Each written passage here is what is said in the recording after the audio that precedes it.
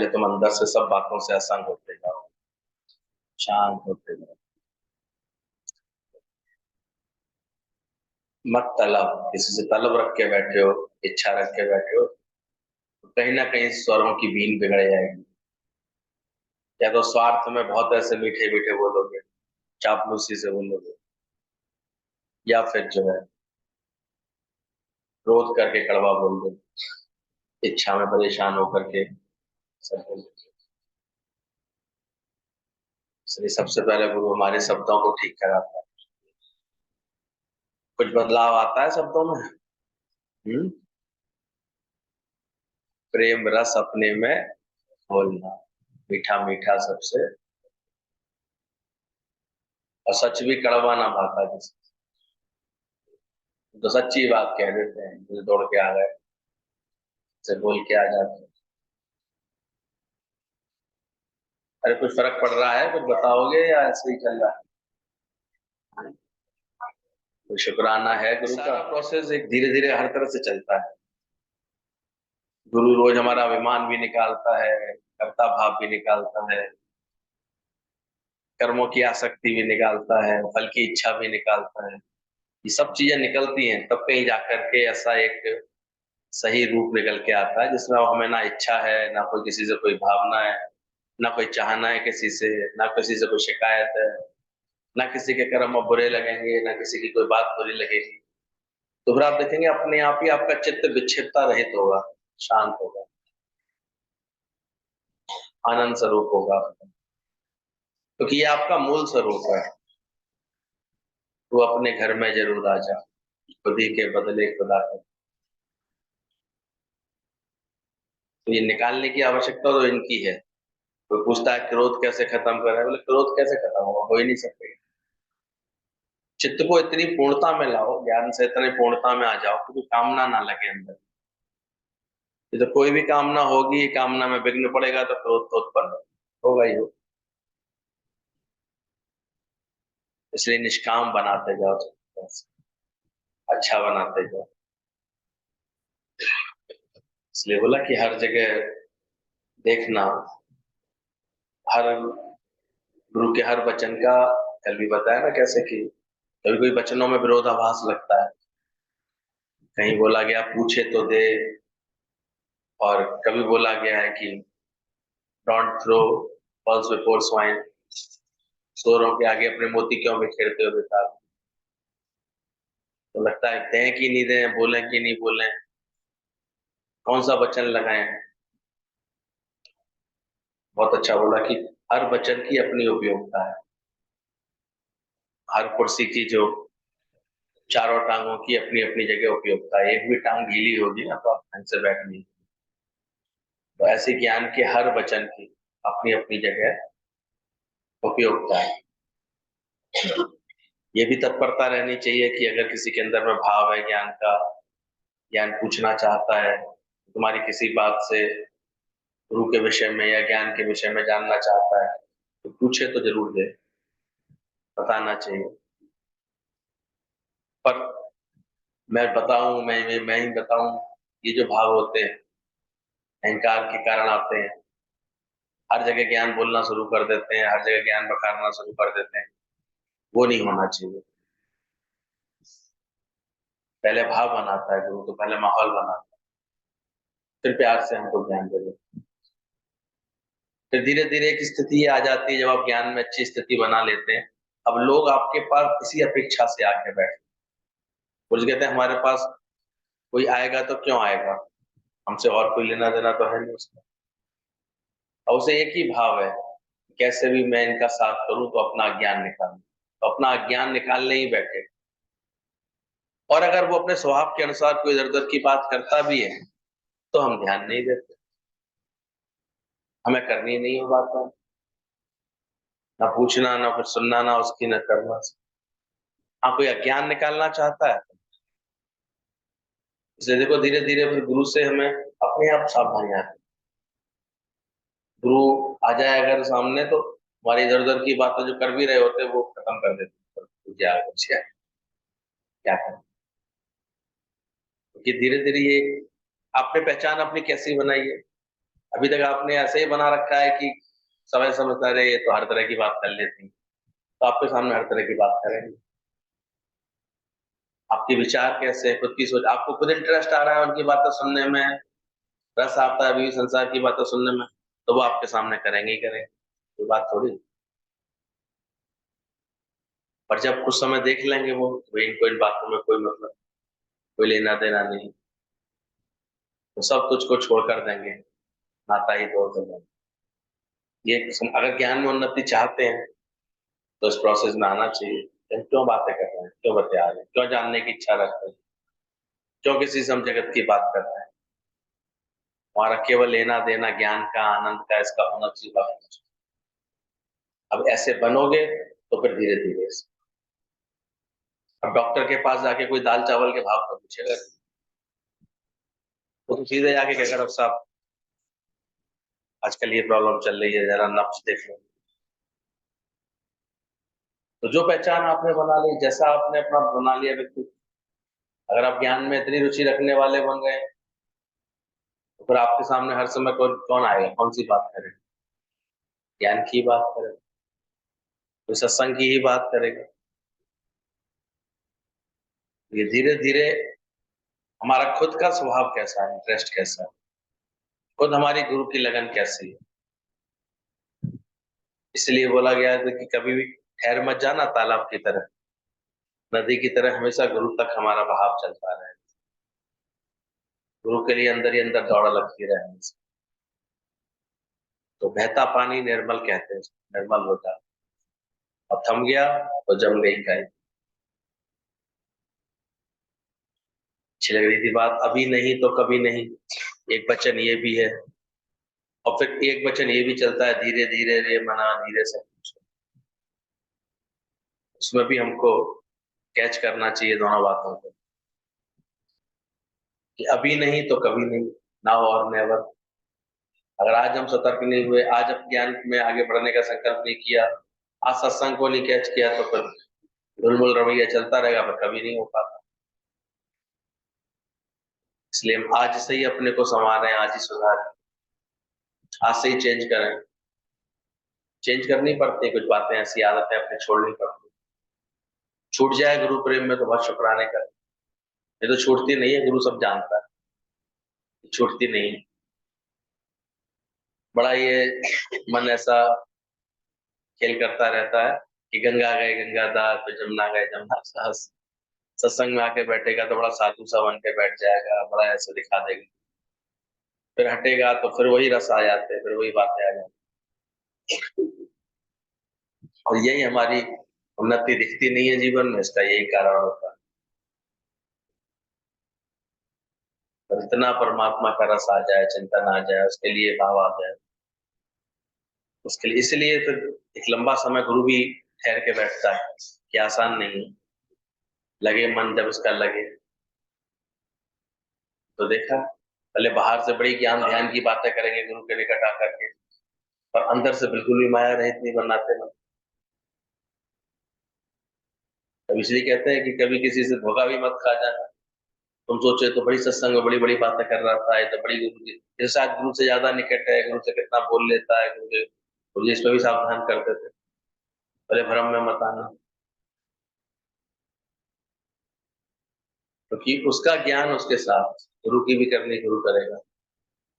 अब उसका ज्ञान कैसा है, कैसी उसको लगन है, केवल पूछ ही रहा है कि अपना भी रहा है, ये भी देखना पड़ेगा। पूछना बोलना तो आसान होता है, और वो अपना भी रहा है अपने जीवन में, उन बातों चलता भी है, पता नहीं चलता। और यहाँ तो ब्रह्म ज्ञान ऐसा है, जब तक पूरा का पूरा सौदा नहीं करेगा, पूरा तन मन धन नहीं बेचेगा, पूरे तन मन धन में ऐसी लगन ज्ञान की नहीं भरेगा, तब तक ये संभव नहीं है। पूरा मन बेचता है गुरु को, जो पूरे पूरे निष्कामी बनता है ऐसे, तब मिलता है इसको। तो सच्चे गुरु का यही काम है, वो हमको हमेशा सही राह पर आगे बढ़ाता है, समझाता है, ज्ञान के पथ पर आगे बढ़ाता है। इसलिए वो जब कृपा बरसती है गुरु की, तो यही कृपा केवल समझनी चाहिए कि वो नित्य नित्य सत्संग अपना रखे। गुरु हमें नित्य प्रति किस में रखेगा? सत्संग के दायरे में रखेगा, सत्संग की घेरे में रखेगा। ये उसका बड़ी जिम्मेदारी है सच्चे ब्रह्म ज्ञानी गुरु। इसलिए यहाँ पर इतना सत्संग पर जोर दिया जाता है। ये जानता आसान है ही नहीं। यहाँ से जाते घर पे जाते देखो वृत्ति कैसी हो जाती है, मैं मेरे में अटक जाती है, फिर चली जाती है। मैं मेरे का तो इतना जबरदस्त होता है। बता रहे थे कि एक हॉस्पिटल में किसी ने देखा ये आखिर ब्लड रिलेशन है या भाव का खेल है सारा, या खून का भी कोई असर होता है। तो उसने एक प्लानिंग की और नर्स से कह करके बच्चों को बदलवा दिया। केस स्टडी के लिए उसने 8-10 केस ऐसे किए।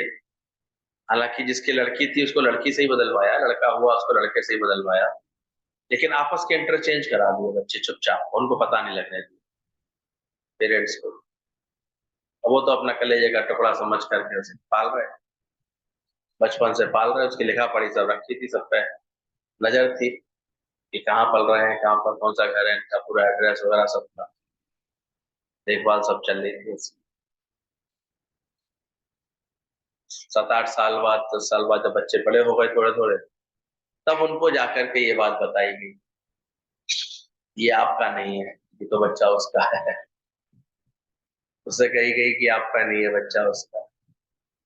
ऐसे लपक के उनने कलेजे से लगाया, कैसी फालतू बातें करता, हमने पाला है, हमारा है।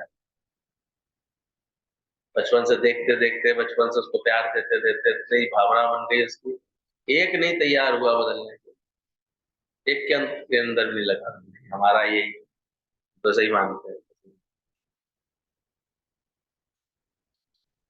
तब उन्होंने सच गाला, बोले कि जो हम ये मेरेपन का भाव डालते हैं, डाल दिया ना माता पिता ने कि मेरा वाला ये मेरे वाला है, वो भाव इतना जड़ पहुंचाता है, उसकी वजह से नहीं आता।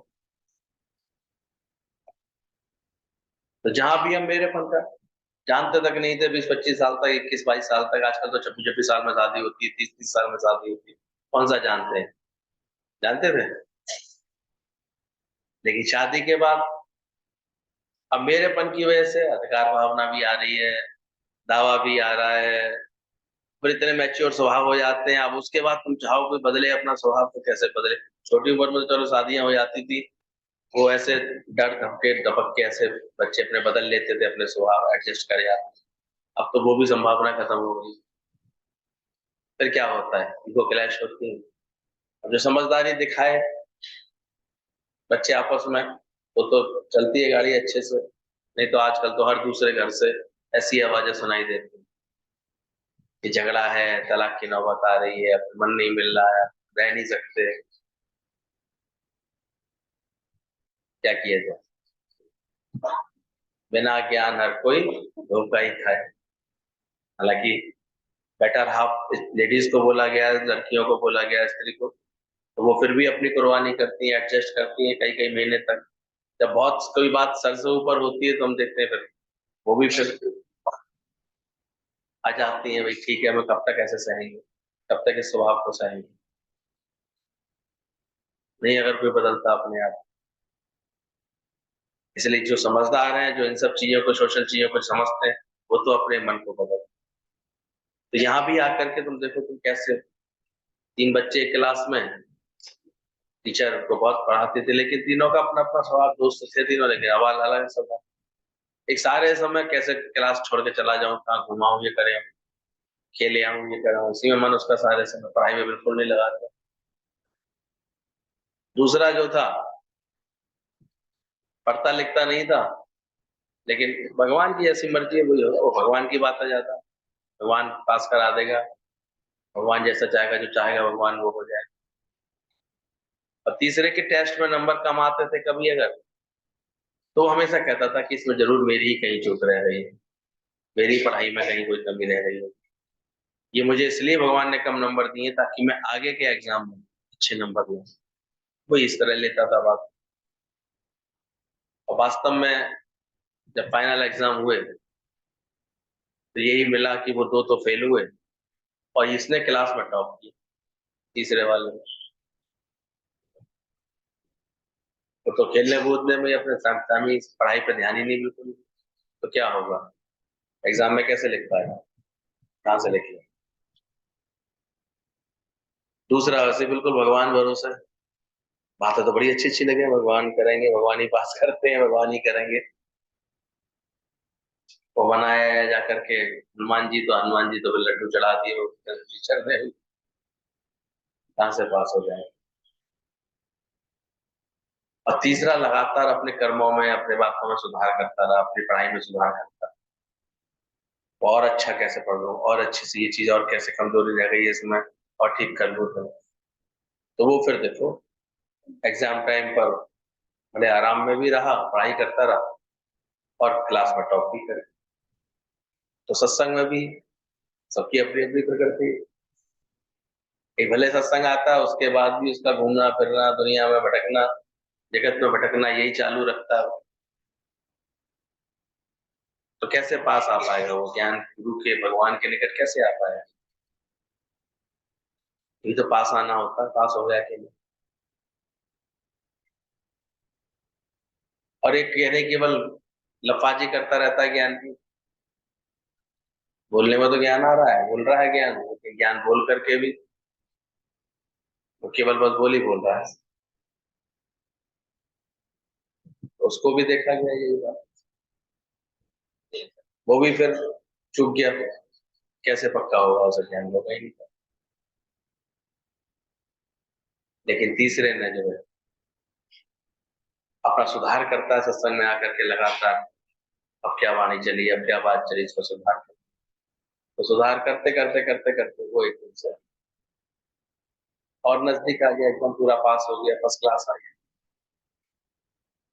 एक गुरु की बात को एकदम से जल्दी कैच कर लेता है, पकड़ लेता है, जल्दी से बदलाव लाता है, अपनी संगत बदलता है, अपने घर के वातावरण को बदलता है, अपने अंदर की मोह ममता को बदलता है, इच्छा अहंकार को निकालता है अपने अंदर से, तो जल्दी अपना बदलाव करता है, थोड़े ही समय में दिखता है उसके अंदर, और व्यवहार को, स्वभाव को बदल करके वो ठीक कर लेता है। तो दुनिया ना बदले, बदल जाए, तब हमें मिलेगा परम लाभ। तो अंदर चेक करें हम किस स्वभाव के हैं, कैसे चल रहे हैं। तो जीवन में गुरु बनना तो आसान है, पर गुरु होना कठिन है। कैसे समय पर गुरु हम लोगों को कितनी सावधानियां देता है हर बार। आजकल तो जो जहाँ देखो गुरु, गुरु पूर्णिमा जो भी सत्संग सुना रहा है गुरु मान लिया फटाफट। तो गुरु बनना कितना आसान हो जाता है, हर एक कोई पुजवाने लगता है, बड़ा मजा भी तो आता है, कोई हार चढ़ा रहा है, कोई आरती सी उतार रहा है, कोई कुछ माला चढ़ा रहा है, कोई कुछ कर रहा है।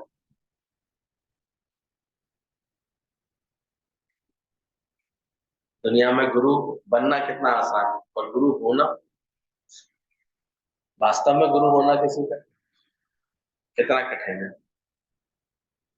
गुरु जी कहते थे सबका भार उठा सकते हो, सबकी संभाल कर पाओगे, सबको तुम प्रेम भी दे पाओगे, लव लाइक कर पाओगे, तो होना कितना कठिन है, बनना कितना आसान है। गुरु बनने में मनमानी चलेगी, पर गुरु होने में तुम्हें मन हानि करनी पड़ेगी। अब ये चेक करो तो मनमानी है कि मन हानि है। तो अपने मन को मोड़ते हो, मन को मिटाते हो, मन गुम होता है तुम्हारा कि नहीं होता है। तो गुरु होने में क्या है, मनमानी करते हो, गुरु बनने बन गए अगर गुरु ऊपर से, तो मनमानी चलने लगते हैं, मनमानी आचार चलने लगते हैं। लेकिन गुरु जो होता है वास्तव में, उसमें मन की हानि, आज हम देखते हैं कितना मन बचता ही नहीं है उसके पास से, इसलिए मन नहीं है, कोई बात नहीं है, कोई इच्छा नहीं है। इतना बड़ा मेला सजा करके हम देख रहे थे, दादाजी बिल्कुल निर्लेप में स्टिल, उन्हें ये भी नहीं, किसी ने कहा आज गुरु पूर्णिमा है दादाजी, तब उन्हें अच्छा आज गुरु पूर्णिमा, इतना भी अंदर में भाव नहीं। अंदर से इतना छूट जाता है धीरे धीरे अभ्यास करके। इतने को मोहन गुरु जी को भी ऑब्जर्व किया, उनको भी अब फिर कुछ नहीं रह गया था, कोई आकर्षण नहीं, कोई बात नहीं, कुछ बनना बनाना नहीं, बस हर समय एक सच रहता है, रह जाता है अंदर बस केवल आत्म चिंतन आत्म भाव ऐसे रहे। तो सच्चा गुरु ही अज्ञान निवृत्त करता है हमारा, इसलिए सच्चे गुरु की शरण जब मिलती है वहीं बैठ करके हमारा अज्ञान निवृत्त होता है। ये इसका काम है, उसकी नजर हर समय इस बात पर रहती है कि कैसे शिष्य का अज्ञान निवृत्त हुआ कि नहीं, और उसी को कैच भी होता है, सही होता है, हर एक को नहीं होता। ये ये उसी के अंदर ही भगवान ऐसी शक्ति आ जाती है ज्ञान के अभ्यास से कि उसे तुरंत पता लग जाता है, एक्सरे आइज मिल जाती है इसके अंदर क्या चल रहा हो। व्यक्ति सामने आया नहीं, उसने एक सेंटेंस बोला नहीं, कि उनको पूरी खबर होती है उसकी कि ये कैसा है, ये कैसे है, अपने कोई भाव से आया है या किसी के कहने से आया है, पता नहीं लग जाता एकदम से, उसकी एक हरकत से एक बात से पता लग जाता है। ये शिष्टाचार भी दिखा रहा है तो दिखावे वाला दिखा रहा है या वास्तव में ऐसा है?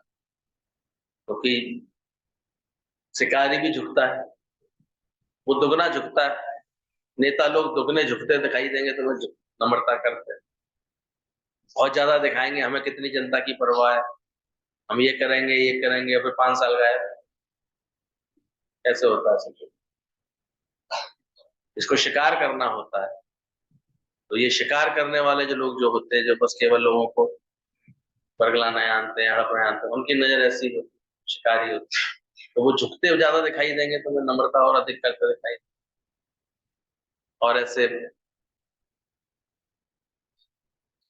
आप देखा करो बाहर से तो सास के आगे तो झुक रही है, पीछे बैठ के गाली भी दे रही है उसको बड़े बड़े से, उल्टा सीधा भी बोल रही है। ये तो एक ऐसा बना लिया है लोगों ने व्यवहार, स्टूडेंट्स है वो टीचर को गाली दे रहे हैं, जो सर्विसमैन है वो अपने बॉस को गाली दे रहे हैं, पीठ पीछे सबको गाली कहने की आदत सी पड़ी हुई।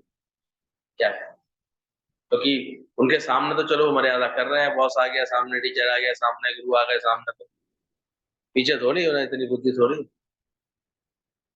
सदगुरु बसते हैं हर घर के अंदर, उन्हें ये याद नहीं रहता, इसलिए पीछे बड़े बड़े मजे से वो कर सकते हैं, कोई आज्ञा की अवहेलना या कोई ऐसा दुर्व्यवहार वैसे बड़े आराम से कर रहे हो, और बाहर ऐसे दिखाएंगे तो क्या पता नहीं चलता।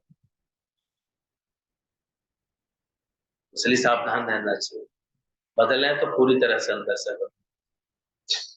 ये सच्चे गुरु की पहचान है, वही हमारे अज्ञान को निवृत्त है, इसलिए उसकी वाणी हमेशा हमारे विकारों पर प्रहार करती दिखाई देगी। आप काम क्रोध मद लोभ मोह का छत्र हटा सर से, प्रेम नीर में भीग बावरे भीतर बाहर से। प्रेम ऐसे लगना चाहिए अंदर से लगना चाहिए, ये चोट पड़ी और मेरा कुछ हटा, तो पत्थर में तक चोट नहीं पड़ेगी तो मूर्ति निकलेगी भी नहीं। दो पत्थर थे, एक आड़ा टेढ़ा ऐसे ही से किनारे पड़ा हुआ था, और एक बहता हुआ ऊपर से आ रहा था, नदी के साथ टकराता हुआ सब ऐसे, तो बड़ा गोल सा और चिकना सा हो गया। उसने कहा भाई तुम इतने गोल और चिकने हो गए हो, सब तुमको प्यार से उठा रहे हैं, तुम्हें शिवलिंग समझ करके पूज रहे हैं, वो तो तुम मेरे भाई बंधु, ये क्या चक्कर है, तुम्हें उठा उठा के लोग शिवलिंग की तरह क्यों? तो बड़ी विनम्रता से कहता भाई मैं तो तुम्हारे जैसा ही था, बस मैंने तुम्हारी तरह अपने को आराम वाला नहीं चुना, मुझे भी मौका आया था, दिल भी किया था मेरा कि मैं भी किनारे पे अटक जाऊं, और जैसा हूं वैसा ही पड़ा रहा हूं, पर मैंने वो नहीं चुना।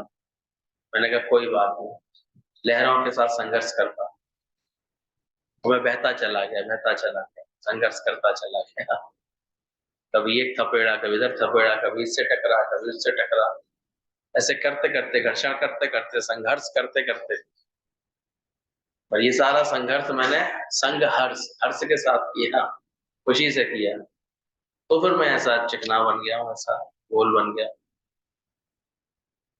कि अब लोग मुझे प्यार से सजा रहे हैं, रख रहे हैं, कोई पूजा कर रहा है। अब चुनाव है, तुम कौन सा रास्ता चुनना चाहते हो? एक तो किनारे बैठ के मैं आराम करना, सुनना नहीं पड़े, कोई कुछ कहे नहीं, कोई कहता है तो बहुत बुरा लगता है, बताओ हमसे ही कहते हैं, हमसे ही सब बोलते हैं, ऐसे ऐसे भी सोचते हैं। और एक इसको खुशी से कोई तराशे, कोई कुछ कहे, कोई कुछ बोले तो उसमें खुशी आती है उसको। तो उसका जीवन हम देखते हैं कितना हर तरफ से ऑलराउंडर बनता चला है, ज्ञान से मजबूत होता चला है। तो गुरु देखना, हमें सच्चा गुरु ही हमारे अज्ञान को निवृत्त करता है। बोले गुरु के ऊपर बड़ी जिम्मेदारियां होती हैं। निराकार हर समय चेक कर रहा होता है, एक तो ध्यान रखना। सच्चा गुरु कभी नहीं कहता है कि अब उसको निराकार नहीं देख रहा है। वो हर वक्त इस, जैसे कहते हैं ना, गॉड फियरिंग होता है उसका स्वभाव, कि हर वक्त वो निराकार। नहीं तो जिसको ये जमक चढ़ जाती है मैं भगवान, तो वो तो फिर जाने कैसे स्वार्थ शिकार बना लेता, कैसी बातें बना लेता अपने जीवन में। सब नमूने देख तो रहे हो आजकल, इस तरह के भ्रम में पड़े जाते हैं।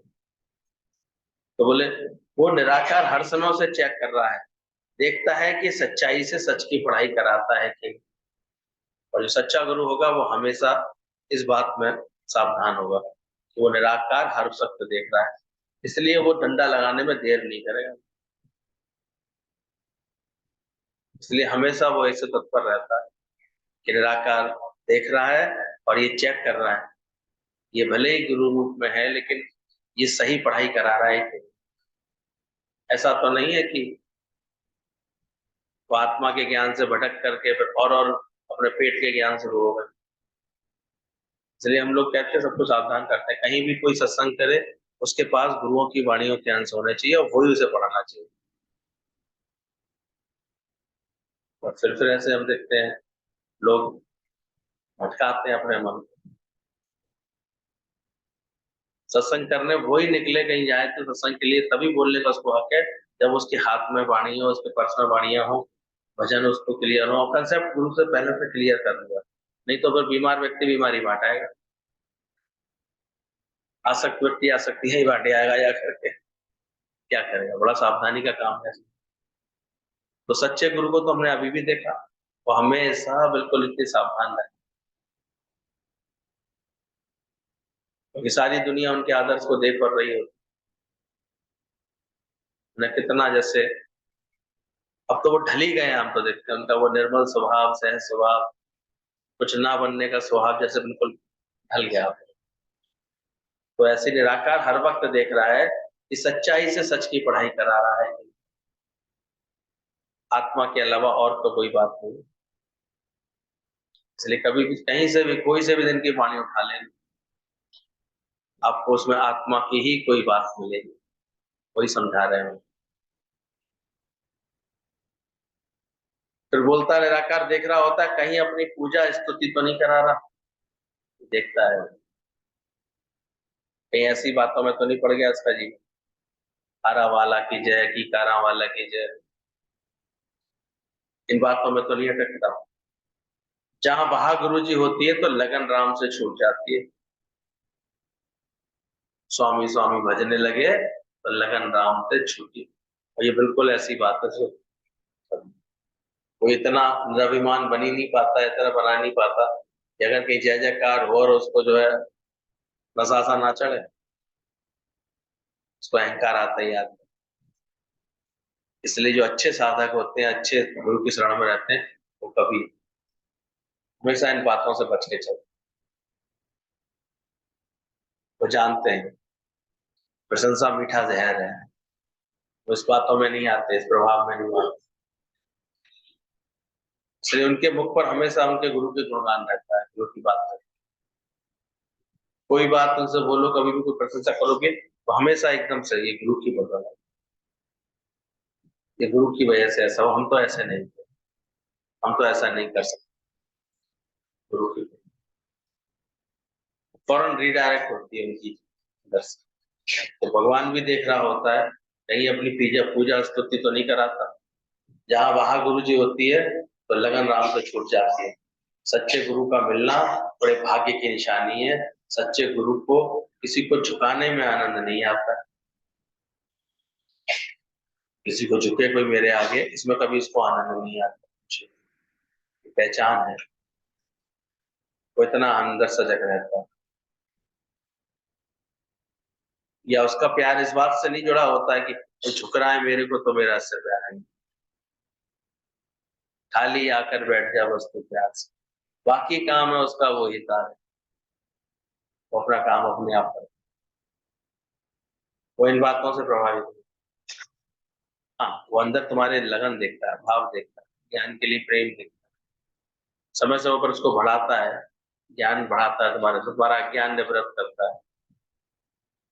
अज्ञान निवृत्त करते समय जरूर देखता है कहीं तुम्हारा किसी बात से मुंह तो नहीं बन रहा, बात तो नहीं चल रही, तुम तैयार तो हो कि नहीं। और जो पत्थर चटक जाते हैं उनको उठा के रख दिया जाता है, तुम नहीं सह पा रहे हो, चलो एक तरफ रख जाओ। तुम में से वो सुंदर मूर्ति नहीं निकल सकती जो भगवान के मंदिर में रख जाए, चटकते अटकते हैं तो वो भी दिखाई देते, तुमसे कुछ छुपता तो है नहीं, हर बात उसको पता लग जाती। तो हमेशा सावधान रहता है वो कि कहीं अपनी पूजा स्तुति तो नहीं कराता। फिर बोला किसी को अज्ञानी मूर्ख तो नहीं समझता, ये भी इसके ऊपर एक बंधन, इसलिए उसकी वाणी के स्वर क्यों इतने अच्छे लगते हैं गुरु के, क्योंकि जितवल देखे उत्पल प्यार है। तो कभी किसी को अज्ञानी या छोटा या कमजोर ऐसे ऐसे करके, दादा जी कह रहे थे कि वो लड़की इतनी डिप्रेशन में है, एक बात ना ज्ञान की समझे, उसने शुरू शुरू में मन थोड़ी थी जल्दी समझता, लेकिन दादा भगवान कहते थे इसके संग बैडमिंटन खेलो और इससे हार जाना, हारना, इसको जिताना। फिर वो खुश होती थी, जीतने के बाद खुश होती, ताली बजाती थी, फिर उसे प्यार करके फिर उसे करके बाद में वो धीरे धीरे उसका अंदर का सारा डिप्रेशन खत्म करा दी प्रेम दे देकर। फिर तो इतनी सेवा में रही दादा के बाद। तो ये गुरु का तरीका होता सच्चे का, वो कभी किसी को ऐसे करके नहीं देखता, अज्ञानी मूर्ख नहीं देखता, गुरु पहले ही दिन से पूर्ण करके देखता है, उसकी नजर ऐसी नूरानी होती है। बोले सच्चे गुरु को किसी को झुकाने में आनंद नहीं आता, तो खुद को आत्मा जानता है और हमें भी आत्मा जानता है, इसलिए मूर्ख पर भी गुरु कृपा कर देते हैं। कैसा भी है कोटा खड़ा, निर्दोष शरण में आप हो गए, इसलिए उनकी कृपा किसी को भी मिल सकती है। ऐसा नहीं है कि कृपा नहीं मिलती गुरु की, कोई भी देखते बस एक भाव रख के कोई बैठा है उसको वो कृपा मिल जाती। वो बिल्कुल बुद्धू था, कुछ अकल भी नहीं थी, लेकिन गुरु के प्रेम में सारी विद्या सीखे, यहाँ तक कि त्रोटक छंद भी उसने ऐसे बना दिया। गुरु ने तो एक लाइन बोली, आगे की लाइन है वो पढ़ता हुआ रहा, कहाँ से उसको बेगुमानी इतनी है। तो गुरु कब बना देता है, कब कब में हमको कर देता है, कैसे मुड़ना झुकना नम्रता करना प्रेम करना सिखा करके हमारी हर दुविधा को सुविधा में बदल दिया, कैसे हमको एक रमज दे दी है। पर वैसे तो तुम आरती में गाते हो कि मुक्ति चाहिए, उसे में कहा बैठा हो हे भगवान, और जब गुरु आता है मुक्ति करने के लिए देने के लिए, तो उस गुरु से फिर लड़ने भी आते हैं, उसकी शिकायत भी करते हैं, उसके लिए भ्रम भी फैलाते हैं। कितने लोग देखो सत्संग से दूर नहीं हो जाते, जबकि मनुष्य देह मिली है तुम्हें मोक्ष पाने के लिए, ये मनुष्य देह की सदगति नहीं होती तब तक मुक्ति नहीं पाती, मानुष देह मिली है मोक्ष पाने के लिए। ये भी तो सत्संग से ही समझ में आती है कि सैर करन खातिर आए जग में सो भली कराए, लेकिन इतना ये जगत सत्य समझ लेते हैं और उसमें फंसते चले, तो ब्रह्म ज्ञान की समझ मिलती है तो अंदर से रोज समझ में आती है कैसे क्यों आए थे, क्या करने आए थे जगत। सैर है, सैर करन सुहानी, घूमने आए थे, पिछले कर्मों का हिसाब किताब था वो पूरा करने आए थे। तो सैर के भाव से तो कहीं हम सैर करने आते हैं तो अटकते हैं, पकड़ के बैठते हैं, सैर करिए। और नहीं तो हमने देखा कहीं भी गए, पहले से ही दिमाग में एक बात थी, 15 किलो से ज्यादा टची नहीं होनी चाहिए, 7 किलो से ज्यादा बैग नहीं होना चाहिए। अब कुछ भी खरीद के ला सकते हैं, वजन बढ़ेगा, क्या करेंगे फिर उसको? या तो छोड़ के आएंगे, या फालतू में फिर पैसे लगवाए उस चीज के। क्यों क्यों अटके, क्यों फंसाएंगे? कहाँ, क्या लेना क्या नहीं है, क्या मांगू, कुछ इतना ही, वैसे भी कुछ स्थिर रहने वाला नहीं। तो ऐसे ही जैसे जैसे हम ऊंचाइयों पर उड़ते हैं ना, ज्ञान की ऊंचाइयों पे आते हैं, अपने आप सारी अकड़ पकड़ तुम्हारी छूट जाती, चीजें हटने लगती है तुम्हारी, छूट जाती। क्या करें, सब कुछ को छोड़कर देंगे, नाता ही तोड़ कर देंगे। विज्ञान की समझ आ जाती है अंदर से, पहले से ही सावधान। दुनिया तुम्हें छोड़े से पहले ज्ञानी अंदर से छोड़ के बैठा होता है, त्याग करके। और छोड़ती है ही दुनिया। बेटों को बहुएं और बेटियों को दामाद ले आने वाले हैं, कहाँ मन लगा के बैठे। तो मनुष्य देह काय के लिए मिली है? मोक्ष पाने के लिए। गुरु रोज ये बात समझा देता है। सैर करा ना खाते रहे, सैर करा देता है। सैर करते हो तुम्हारा मन देखो भारी नहीं होता, आनंद में।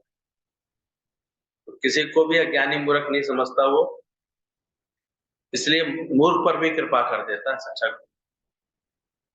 किसी को भी अपने शरीर में नहीं अटकाता, अटकाता है सच्चे गुरु की निशानी है ये। गुरु की मोहब्बत ताकत देती है। दुनिया की मोहब्बत जो होती है, इश्क होती है, वो बांधती है। पति एक बार एक शादी क्या हो जाती है, उसके बाद देखो छत पे क्यों घूम रही थी, खिड़की पे क्यों खड़ी थी, उसकी मोहब्बत ने क्या किया? हस्बैंड क्या कर दी? हमारी हंसी बंद कर दी। ये स्थिति बन जाती है, सारे टैलेंट सारी बातें जो कह रहा था कि मेरे सामने मैं जैसे ही पढ़ता हूँ उसकी बुद्धि बिल्कुल ऐसे ऐसी हो जाती है, किंग करता भी मन को बिल्कुल ऐसा ऐसे सन्न रह जाती है, सन्न में रह जाएगी उतनी जोर से बोलता है। बहुत सी लड़कियों के स्वभाव होते हैं ऐसे, ना क्रोध ये सब बिल्कुल पसंद नहीं आता अंदर से, बिल्कुल बुद्धि ऐसे काम करना बंद करे यार। और वो उसको बड़ा अच्छा समझ रहा था, मेरे सामने आपने उसकी बुद्धि काम करना ही बंद करे। मैंने कहा तो स्थिति ऐसी बना ली है, नहीं तो ऐसा कुछ थोड़ी। तो तेरे पीछे तो बुद्धि चलती है ढंग से। हाँ बोले वो तो। दुनिया में होता क्या है, दुनिया में ऐसी ऐसी बातें, ऐसे ऐसे फलाने, ऐसे ऐसे बातें बोल बोल करके क्या करते हैं एक दूसरे को। और गुरु कैसे हमारे जीवन को चढ़ाता है अंदर ही अंदर, कभी शरीर में नहीं अटकाता सच्चा गुरु।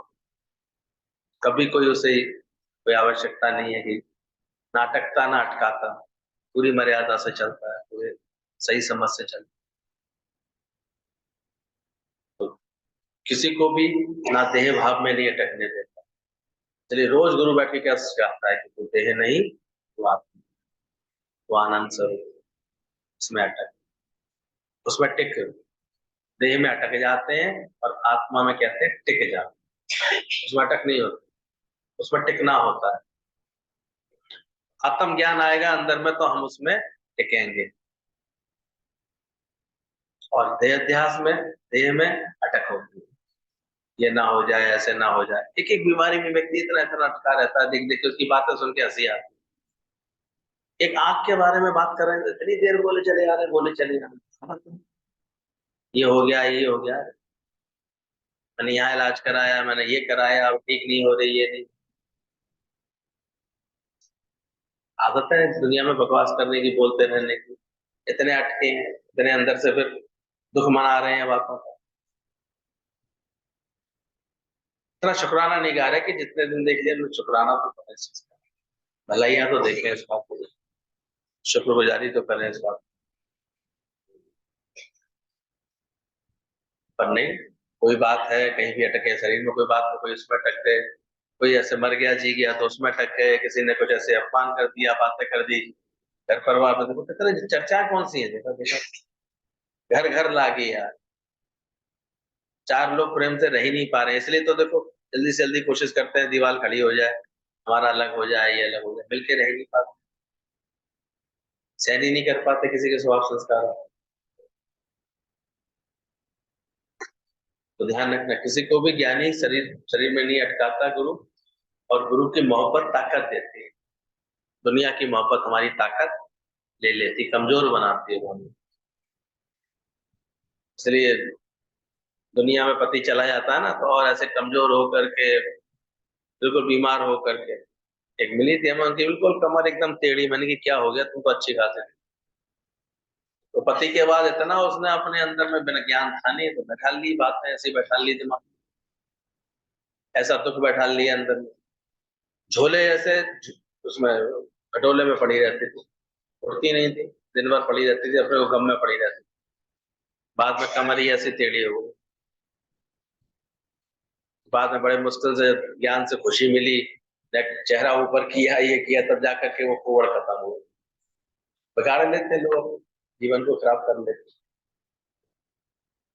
या टक्कर दुनिया का प्यार कैसे धोखा मिलता है, कह रहे थे केवल एक फोन कर दिया उसने, तुम्हारे बेटे को पकड़ लिया उसने, ये कर दिया उसने, एक्सीडेंट कर दिया, ऐसे कर दिया, बोले बात कराओ तो आए करके दूसरा को रोता, वो समझ में भी नहीं आई, जबरदस्ती वो 40,000 रुपये नुकसान भरना पड़ेगा, तब इसे छोड़ूंगा नहीं, तो मैं ले आ रहा हूँ पुलिस के पास। वो तो कह रही मैंने सत्संग सुना था तो मुझे एकदम से अकल आ गई। मैंने कहा तुम लेके जाओ पुलिस के पास, लेके जाओ, वो जो सही समझाएंगे वो हम कर देंगे। वो इधर मैंने कहा बोले हमारे हस्बैंड से बात करो, पैसा अगर चाहिए तो कैसे चाहिए, तो पेटीएम हम कर नहीं पाते हैं, समय आता नहीं है। बाद में वो 20,000 तक पे उतर आया, 10,000 तक पे उतर आया। बोले तभी मेरा दिमाग खटक गया, तुरंत बेटे को फोन लगाया दूसरे फोन से, वगैरह क्या बात हो, क्यों बुला रहे, क्यों फोन किया, कहता ऐसे ऐसे बात हो रही, बोले सब फ्रॉड चल रहे हैं आजकल में। जानते हैं, ममता तो एक ऐसी नस है, बस दबा दो किसी को, जहां जिनमें ममता पड़ी हुई है, एकदम से आदमी जो है, आजकल तो कितने ठगी के केस चल रहे हैं, और वो तो बस अपनी जगह खाली शांति से बैठे बैठे होते हैं, करते रहते हैं, 20-25 लोगों को ठगेंगे, एक आध दो तो ठग ही जाएगा उसमें से, अलग 10 और निकल गए तो निकल गए, लेकिन उनका तो काम पूरा हो जाता है, तो रोज नई नई प्लानिंग ले आते हैं ठगने की। कभी ये बात की दिक्कत है, तुम्हारे ये दिक्कत है, उसका एक्सीडेंट हो गया, उसको ऐसे लेना, कभी कैसे करके, आजकल तो हर एक के मोबाइल में वो एक नया आ गया एआई, किसी की भी आवाज की कॉपी कर लेगा, किसी को भी ऐसे बोल देगा, तुमसे ही फोन पे बात करते करते उसमें रिकॉर्डिंग हो जाएगी, तो वैसी आवाज बात करने लगे। आगे आने वाले समय में होने क्या वाला है, जरा समझ के रहना, न एक भी जागरूकता नहीं रखोगे अगर समय के अनुसार, तो बहुत ठगी के शिकार हो रहे हैं लोग, बहुत, किस किस तरह से वो चुपचाप ऐसे कर लेते हैं, 2 सेकंड में तुम्हारा अकाउंट खाली पूरा,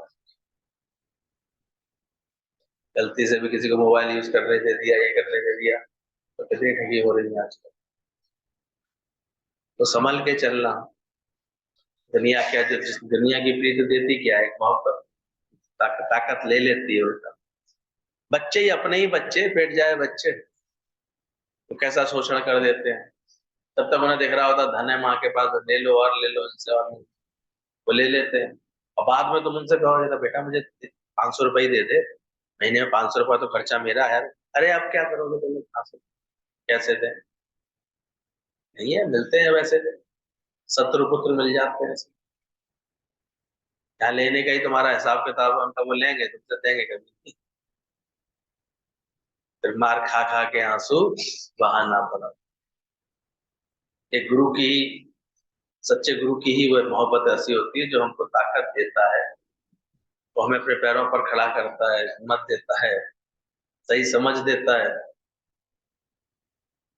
उनको तुम्हारे आधार पर चलना सिखाता है, उनको ऐसी ज्ञान की समझ देता है कि वरना क्या, तो ये सब ठीक हो जाते हैं, अंदर की हिम्मत दे देता है, अंदर की भरपूरता दे देता है।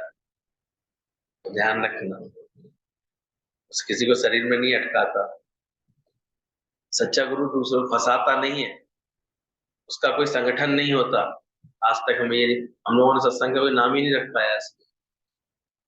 कोई हरिओम बोल जाता है, कोई दादा भगवान का बोल जाता है, कोई गीता भगवान का, ओम मंडली पहले बोल देते थे कुछ। पर है ये ब्रह्म ज्ञान का सत्संग, इसका नाम रूप नाश है, ब्रह्म का प्रकाश है। इसलिए लोगों को आश्चर्य होता है, यह सत्संग इतने सालों से चल रहा है, यहाँ कोई लेन देन नहीं है, कोई बात नहीं है, जरूरत ही नहीं। सच्चा गुरु जो मिला है, यही सच्चे गुरु की पहचान है। लेवे पूजा बैठना पाए, माया के सुख दुख कर जना हो। जिनमें अटके हुए उनमें से भी तो गुरु निकालना चाहता है। तुम छूट जाओ तो अच्छा है, तुम्हारा मन बदल जाए। और इसलिए बदलता भी है धीरे धीरे। तो दुनिया में दूसरों को फंसाता नहीं है, उसका कोई संगठन नहीं होता, वह अपना घर खोल करके रोज सत्संग करता है, ये पहचान है।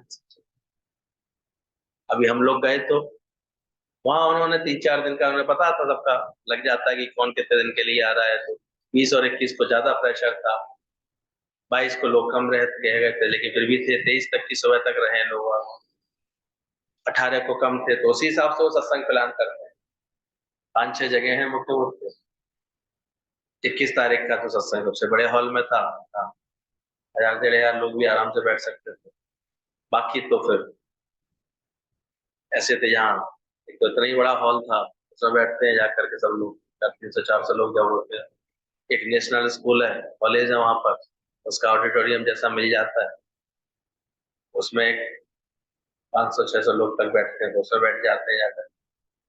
तो मतलब वो सब उनका सेट रहता है, उनका सेट। हालांकि बॉम्बे में और सारा इंतजाम को, तो ऐसा तो है नहीं कि हम लोगों ने वहां पर कोई चंदा चीरा, कोई एक फूल तक तो स्वीकार नहीं कर। कभी गलती से ले भी गए हैं ना, तो कोई चलो कोई ड्राई फ्रूट ही ले चले, गुरु के दर पे जा रहे हैं बिल्कुल, तो बड़ी ऐसे वापस ही मिल जाती है वापस। चलो, कहाँ रखे, पता हमारे फ्लैट में कहाँ जगह है, गंदगी बढ़ जाए, इतने निष्काम नहीं है बस, ऐसा प्रेम है अंदर से। तो सच्चे गुरु की निशानी होती है, तो दूसरों को फंसाता नहीं है, उसका कोई संगठन नहीं होता, वह अपना घर खोल करके रोज सत्संग करता है। दादा कहते थे, दादा के फ्लैट था, छोटा था, लोग ज्यादा हो जाते थे, तो फिर एक कमरे में वो लक्ष्मी मान को बैठा देते थे, तुम यहाँ सत्संग करो, मैं यहाँ सत्संग करता हूँ। अब एक ही घर में दो सत्संग चल रहे हैं, सोचो कितने प्रेम से। तो गुरु जी बड़े हंसते थे, बोले हम बैठते थे बीच में, इधर का पॉइंट अच्छा चला, इधर का सुन लिया, इधर का अच्छा चला, इधर का। क्योंकि काम करने वाले सेवा सेवा वालों को गैलरी में जगह मिलती थी, तो हमारे लिए दोनों जगह कान लगा लेते थे। तो ऐसे तो सत्संग हम लोगों के चले हैं, क्योंकि गुरु ने उदारता से अपना ही घर खोला। दादा खुद ही मैथरान में कर लेते थे, बड़ा सा कोई मिल जाता था, उस समय 1500 रुपये महीने में मिल जाता था, बता रहे थे। तो दादाजी कह रहे थे 1 रुपए रोज का खर्चा आता था अगर हम रहते थे तो। 70-80 लोग, 100 लोग, 150 लोग ऐसे फिर उसमें आ जाते थे, समय आते थे, आते रहते थे 2-2, 4-4, 6-6 दिन के लिए। ऐसे सत्संग का अभ्यास किया है, पर कभी नहीं। कहते हैं हमको, बहुत लोग ऐसे कहते थे कि बम्बई में हम बना लो, आज इतने इतने उधार रखे हैं सत्संगी भी, दादाजी आपस आज्ञा दीजिए, तो कभी आज्ञा नहीं देते। तुम आओ, भगवान अपने आप खुले पड़े, इतने हॉल बने हुए हैं, ये खाली रहते हैं, हमको समय पे मिल जाते हैं। कहीं ऐसी कोई वासना नहीं बनने दी। ये तो आजकल तो जो है, जगह घेरना, आश्रम बनाना, ये सब बिल्कुल बीमारी से चल रही है हर भयंकर। ये सच्चे गुरु की निशानी है, वो कैसे चलता है, इसलिए वो हमेशा अपने ऊपर निराकार का डंडा रखता है। कभी इस गफलत में नहीं आता कि लोग कहें अरे आप तो खुद भगवान है, आप तो खुद भगवान है, आपको किसके हुक्म की जरूरत है? बोले हुक्म, हम उसके हुक्म से चलते हैं, वो चलाएगा तो चलेंगे, ये नहीं कि हम अपने मन मर्जी चलें। हुक्मे अंदर सब कोई, नानक नानक हुक्मे जय मुझे। लेकिन नानक से भी बोला था, आप तो खुद पार ब्रह्म परमेश्वर, आप किस हुक्म की बात कर रहे हैं? बोले हम भी उस हुक्म को पहचान, ये नहीं समझना हम कोई उछलंग क्या, कोई हम जैसे फ्री हैं हम तो। हाँ, हमारे ऊपर भी उस निराकार का अंकुश है, निराकार का। तो ऐसी समझ गुरु लोगों ने दी है, हमेशा समझाया है। तो सच्चे गुरु की यही निशानी है कि वो हमको निराकार की महिमा कराता है और उसके हुक्म में रहना सिखा देता है। तो गुरु हमें ऐसा विश्वास देते हैं जिससे हम किसी भी हालत परिस्थिति में गिर नहीं पाते। यदि भगवान ने संकट भेजा है तो उसमें कोई ना कोई समाधान भी बनाया हुआ है। Every problem has its solution in itself. Her problem में, हर जो है संकट में समाधान वही छुपा होता है, ये देखना गुरु सिखा दो। वहीं ढूंढो और कहीं नहीं ढूंढो, और किसी का आधार नहीं ढूंढो। सुई जहां खोई है वहीं ढूंढो, आगे पीछे नहीं ढूंढो। ये सच्चे गुरु की निशानी है। उसकी जो प्रेम कर देने की, उसकी जो कार्य करने का तरीका होता है वो यही रहता है। इसलिए कल भी एक वीडियो डाली थी कि चरण कौन से धोते हैं, क्या बताया दादाजी ने? अच्छा, वचन मनन करो, वचन साध के धोए धोए। अब साध को अपना जी भाव मिटाओ, गुरु के दर पर बैठ कर मिटाओ भी, और इस तरह के वातावरण में लगो कि हम भी सबके दूसरों को भी प्रेरणा दें। जी भाव आता है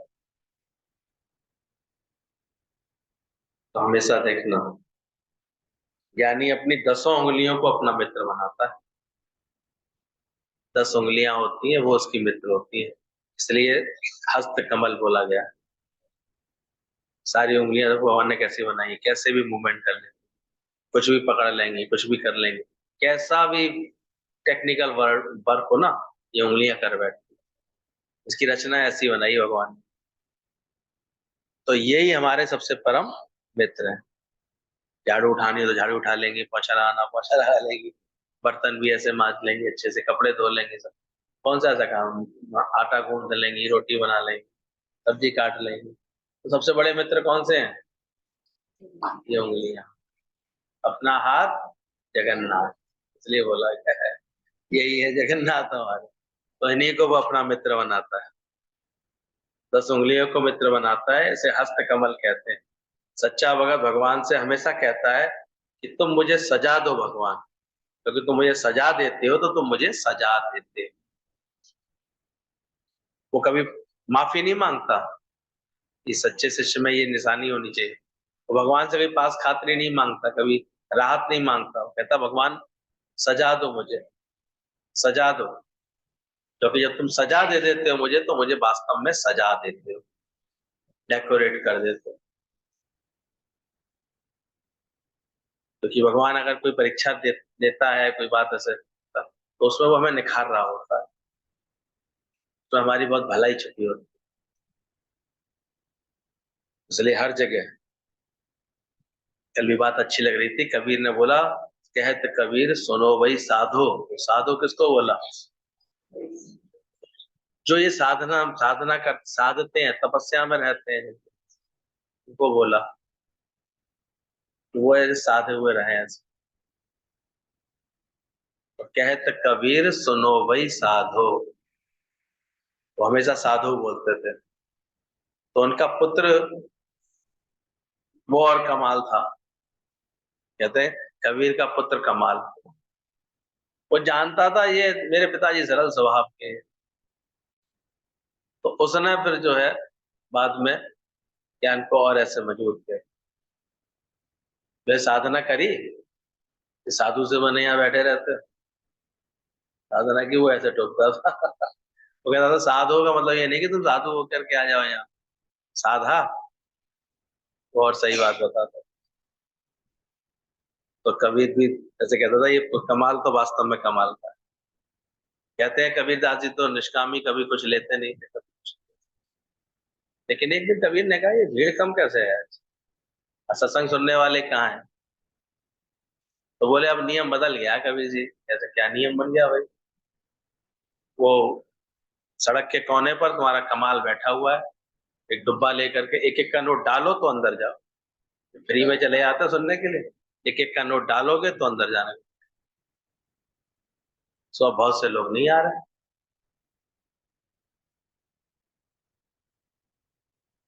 कबीर को पहले तो लगा आश्चर्य कि भाई क्यों कर रहा है तू ऐसा, पूछा भाई ऐसा तू क्यों कर रहा है? बोले मैं तुम्हें दिखा रहा हूँ, ये तुम कहते हो ये बड़े समर्पित हैं, ये कुछ नहीं है, नौटंकीबाजी है। अब आए हैं जो समर्पित जिनको कदर है तुम्हारे सत्संग की, तो एक का नोट दे करके अभी क्या सुनने आए हैं? बंद हो गया। तो मैं तो परीक्षा ले रहा हूँ कि ये वास्तव में है कैसे है। तो फ्री में तो भंडारे हर जगह चलते रहते। तब कबीर ने कहा अरे वाह, ये तो बात मैं सोच ही नहीं पाया इतने दिन से, तू तो कमाल निकला बिल्कुल। कबीरा तू तो कबीर ही है, तेरा पूत कमाल, कमाल का नहीं। तूने दो मिनट चटनी कर दी, मैं खावांगा भीड़ से ज्यादा, भीड़ का वास्तव में ज्ञान नहीं। वास्तव में जो समर्पित है, जो तन मन धन गुरु को अर्पण कर सकते हैं, जो ऐसे अंदर से अचाह रहते हैं, जो ऐसी भाव रखते हैं, जो अपने को मुक्ति करा सके, दे सके। और नहीं तो सुनने में क्या आता है, कहने में क्या आता है।